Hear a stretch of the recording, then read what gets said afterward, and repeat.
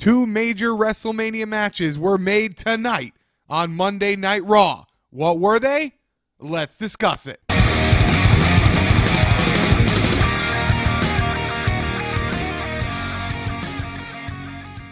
As always, I want to thank everybody for coming back to the RIGGSBEAST channel. So let's go beast on that subscribe button. Let's go beast on that like button. And let's go beast on this Monday Night Raw review, which came to you live from Chicago, Illinois, one of the best crowds in all of professional wrestling. So let's start with the end because that's the biggest news of the night, the biggest match made tonight. So Braun Strowman is going to finish what he started with Roman Reigns. That's beating the fuck out of him through most of the match, power slamming him through a table, then a minute later getting speared and losing the match. That's what he's going to finish. Real quick, since I wasn't able to do a Fastlane review last night, let's do it right now. You ready? Fuck Fastlane. Austin Aries had a funny little thing tonight when his package came on. It's not a good package. It's not a bad package. It's his package. And after Fastlane, everybody was talking about his package. Well, Fastlane wasn't a good show. It wasn't a bad show. It was a fucking train wreck of a show. Fastlane review done. Now, Strowman comes out and he is calling out Roman Reigns. Says he doesn't need a match and that he wants to rip him limb from limb. Roman's music hits for about 2 seconds and Taker's music hits. You had to know Taker was coming out tonight. You really did. Posted it on Twitter all night, but you had to know this was the night he was coming out to set up his match. So Taker comes out and Braun Strowman decides to back up, leave the ring, and leave through the crowd. So in 24 hours, they have killed his mystique most of the way, and then that little bit of it that was left for right now, they destroy it by having him back down and leave through the crowd when The Undertaker comes out.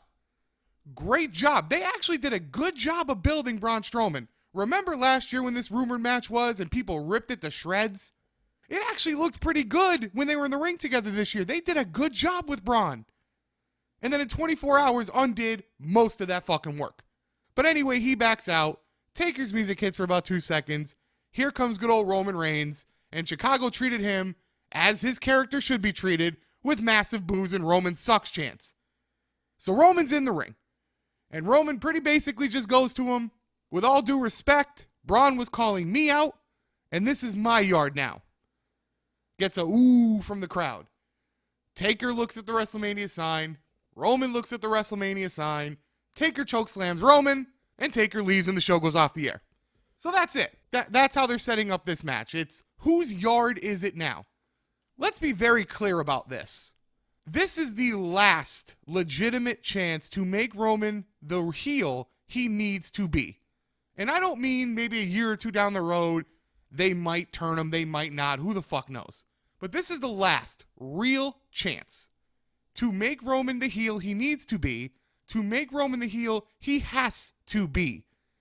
He's hated for everything that WWE has done. He's hated in and out of the ring. There are very few guys who have that opportunity to be hated with such a fucking passion as Roman Reigns is. So you get this chance, this one last opportunity. This has been happening for 2 years. There's people now talking about, oh, the heel turn's ready to happen now. Shit, this was ready to happen 2 goddamn years ago. But this is your last shot. Now, with Roman beating Strowman last night, that becomes less and less likely. But the way to get Roman as the true heel is to have him cheat and beat The Undertaker. It's going to piss everybody off. He needs to gloat about it. He needs to, at that point, become the cocky ass motherfucker, and there's videos of it of him in NXT. That needs to be the character. That needs to be the guy after beating The Undertaker. If he loses to The Undertaker, what was the point of all of this?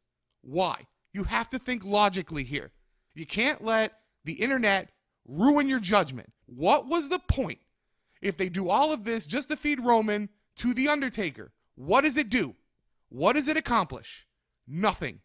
Roman has to beat The Undertaker in my eyes, and I don't like to say it, but it's the truth. He has to win. He has to win in a way that puts him on the map as a bad guy, as a guy that you can boo for the right reasons. And this match is the last true chance.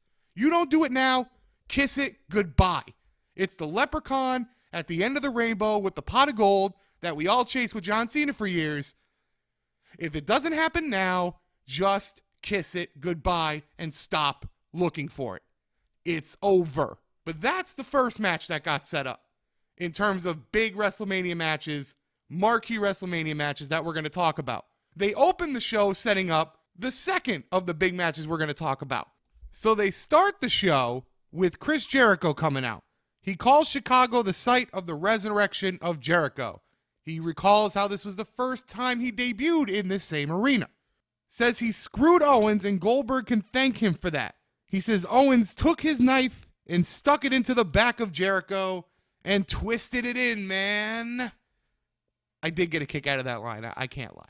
Jericho calls out Owens to ask why he betrayed him. The main question, why?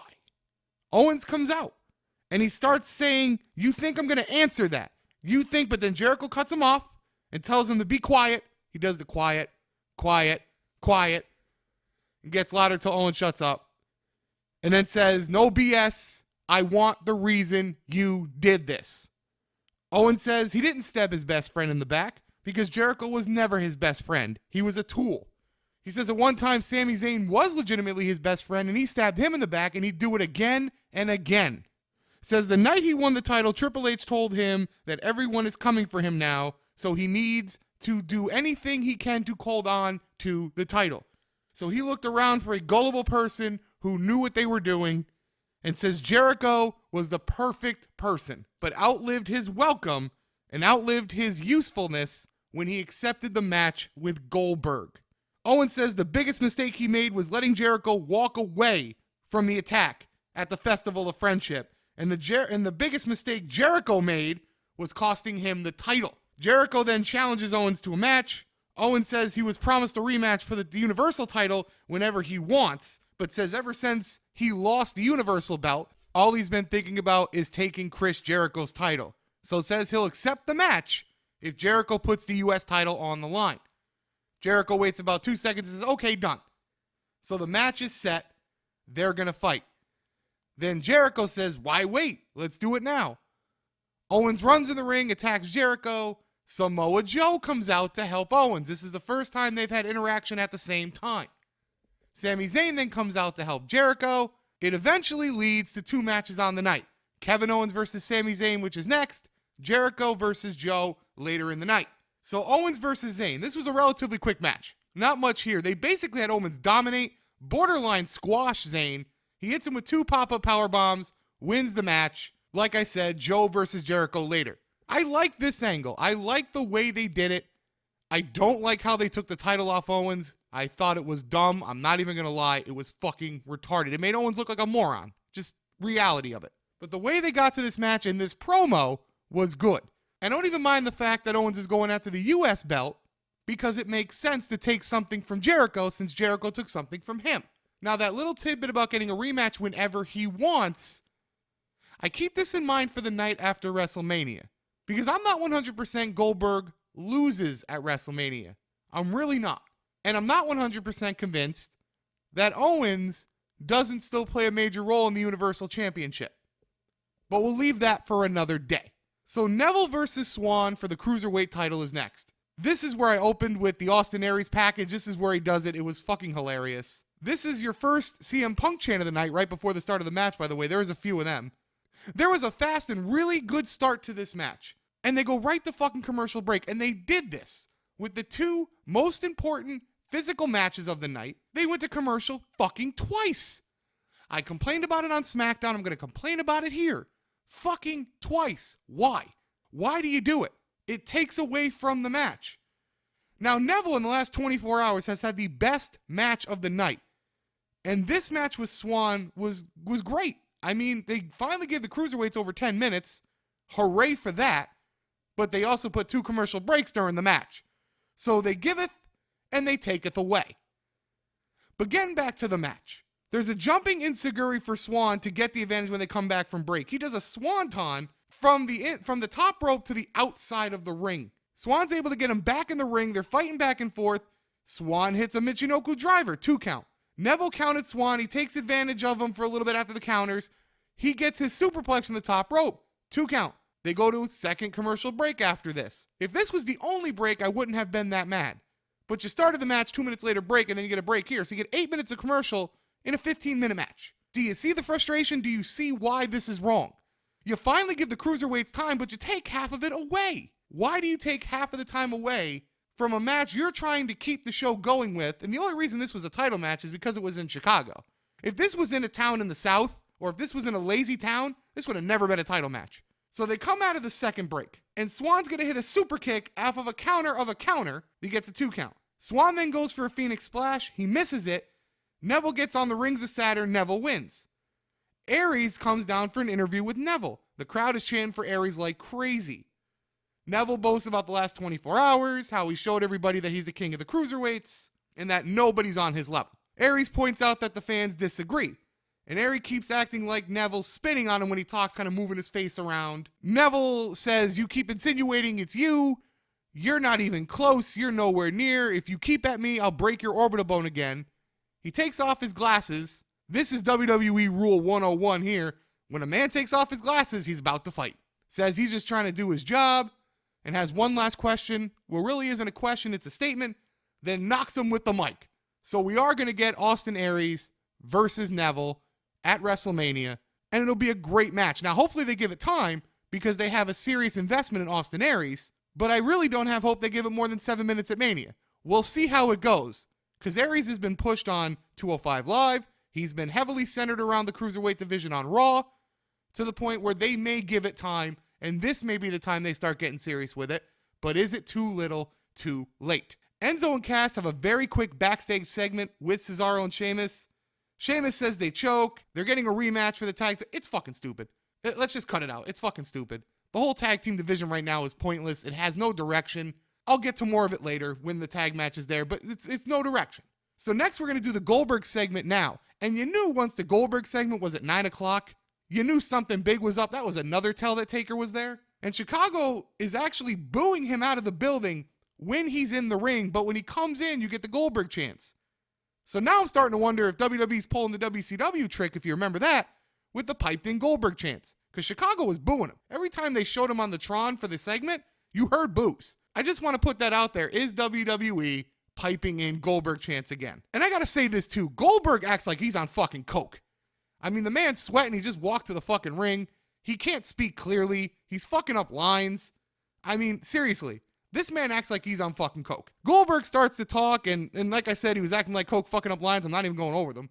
He goes, he's going to reveal something he never thought he'd reveal in public until Paul Heyman comes out. Paul Heyman says he's not alone. He announces Brock Lesnar. That's my best Paul Heyman impersonation. It's bad, but it's my show, so I'm going to do it anyway. So Brock comes down to the ring. He stands right in front of Goldberg.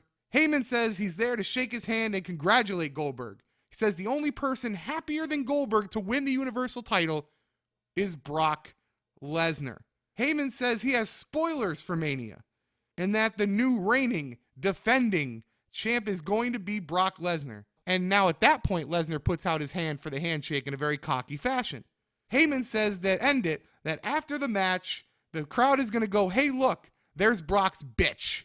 And then Brock F5s him. And if you know Goldberg, that man may be out 2 fucking years because anything with him gets him hurt lately. But nice little segment. Can't diss it. Not going to shit on it. The show was not bad to this point. Fastlane left such a terrible taste in your mouth, you may not have been able to enjoy it, and I can completely understand that. But this night to this point has not been bad. This is where you get the tag title match. And didn't care last night. Don't care tonight. Sheamus and Cesaro are going to come to ringside shortly after the match starts. Commercial break right after this. So you can tell WWE really cared. So as is every match with Enzo and Cass, Enzo's in the ring getting the shit kicked out of him at a break. He hits one move, gets the tag to Cass. Cass dominates. He tags back in Enzo. Enzo hits a move diving out of the ring. Celebrates it, knocks Cesaro's coffee onto him. Cesaro gets in the ring, goes for Enzo, but hits Anderson with a lariat. The match is thrown out. They're heading to a triple threat tag match at WrestleMania. I'm sorry. They're going to set up next week for Enzo and Cass to face Cesaro and Sheamus, and the winning team is going to go to WrestleMania. I will call this right now. There is not going to be a winner in that match. They're going to a triple threat tag team match at WrestleMania, and we're going to have a ton of multi-man matches. I'm just looking at this now. There's a potential for 4. So the next they announced ravishing Rick Rude in the Hall of Fame. They let this go earlier in the day. Quick thoughts on Rick, though. To be honest with you, the man was ahead of his time. I love this character, but if he was around, if his peak was in the late 90s, he would have been a 10-plus time champion. Not just in WCW. It would have been in WWE too. The man, like I said, was so ahead of his time and so revolutionary at his time in the 80s and early 90s. Rick was a tremendous worker. Rick was a great character. Honestly, he was a guy that he got you to hate him for the simple fact that he could take your woman, you believed it, but you also believed he could have whooped your ass. So you fucking hated him for it, but you would never do anything. If you've never seen the guy, go look him up. You'll love him too. So the next segment is like I talked about. When Enzo and Cass and Cesaro, that match is set up. Steph yells at Mick that he needs to follow her into her office right now. They never go into what they discussed. Who fucking cares? Just being real, who cares? So Tozawa and Daivari next. This is your piss break. One of 2 piss breaks of the night. Tozawa wins with the snap German in like 2 minutes. Gets Mike and can actually speak English if you didn't know that from New Japan. He calls out Kendrick and says, fight him face to face. Kendrick says, be careful what you wish for, but I'll give you your answer on 205 Live. I like that they're at least trying to push 205 Live a little bit, but this feud has no legs because they haven't established Kendrick a lot and Tozawa's just unestablished.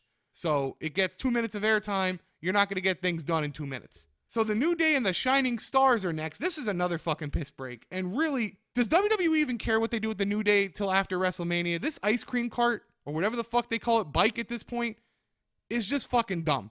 And to do it in Chicago, it got some CM Punk chants, a little ice cream thing, but it's just a play on that. It really is. And Kofi was good friends with Punk, so you know it's just a play on that. This is also the segment of the show where I make my weekly plea to Byron Saxton to please quit and not be an announcer anymore, because you make me want to rip my ears out. Or if you won't quit, please WWE, do something right and fire him. He is horrendous to listen to. By the way, the New Day won. Moving on. So the women's segment is up next. Mick is in the ring. He calls Bayley out. Bayley says she wishes she can call herself a champion. Stops short of saying she can't, but that's what she implied because of what happened with Sasha. Then she gives her typical wrestling fan story, which is getting old, about now wanting to headline WrestleMania as the women's champ, but says it doesn't feel like it should at this point. Mick says to her, it doesn't matter how you get there, it's getting there. Then Mick actually asks who her opponent should be. Like, this is fucking getting weird, like stupid. Sasha then comes out and proposes a match at Mania. Kind of looking a little heelish at this point. Like I said, this is the obvious gonna happen. Didn't happen tonight, but it's gonna happen. Then after that, Charlotte comes out. Charlotte going over being the victim. Still robotic. Still annoying. Then Stephanie McMahon comes out, and this is where the CM Punk chants, and if you knew, you were waiting for the one-liner from Stephanie McMahon. How is she gonna get CM Punk now? And her best thing was to call him a loser. CM Punk wins tonight, folks. He wasn't even at the show, and CM Punk wins. That's the best they've got. CM Punk's a loser. Good job. Good. Did that one take you all day, Stephanie? Did it take you all day looking in the mirror to come up with that one? Do you think that burned him real bad? I expected at least something better, at least something a little juicy. That one's like a $2 steak. But Stephanie then sets up that Charlotte's automatically in the match at WrestleMania. She should be there. And that Sasha needs to wrestle Bayley tonight. And if she wins, it's a triple threat. If she loses, it's just Bayley and Charlotte. So we go right into Sasha and Bayley. And this match seemed off the entire match. They were slow, going through the motions, sloppy. I mean, there's nothing to talk about here. This match was maybe their worst they've ever had together. But towards the end of the match, Charlotte and Dana, who were on commentary throughout the match, which, by the way, this had 2 commercial breaks also, so a bad match plus 2 commercial breaks, they come down to ringside. Sasha gets Bayley into the bank statement. Dana comes up, distracts the ref. Charlotte goes to try to help Bayley to keep it a one-on-one. Sasha kicks her off, rolls around. Sasha wins. Sasha is now in the match. And as of this moment, we have another women's triple threat match. I kind of wonder if they're going to put Nia Jax in. I mean, they only have, I think, 2 or 3 more Raws. And the way Nia Jax was last week and her losing, I really am starting to wonder if they don't put her in. If she had won over Sasha, then she gets in. But that loss indicates to me she might be out. So we'll see. I still give it a chance of a 4-way, but to be honest, right now, I think they're going to go with the triple threat. I think the loss again for Nia Jax at Fastlane tells you that she's out. Plain and simple. Charlotte then, after the match, attacks Sasha. She stands over both of them, holds the belt. They get the nice picture with the Mania sign in the background. She walks away. That's it. So we get Seth Rollins' rehab package, and it's a good produced WWE package. They do a great job with this. Then Triple H is responding after. And this is a blah interview with Triple H. He's kind of trying to act a little cocky-ish heel, but like I said, it's just blah. He says that this is the best doctors, the best rehab doctors in the world, and that WWE spares no expense, and that they're telling Rollins not to be at Mania, yet he's going to be there, and that it's sheer stupidity. At first, he thought it was just his ignorance. Now he thinks it's stupidity. He calls Seth a liar. He says the man calls himself the man. That's a lie. Says Triple H never had to make up a name for himself. People gave him the name, the Cerebral Assassin, the King of Kings. He never made a name up for himself.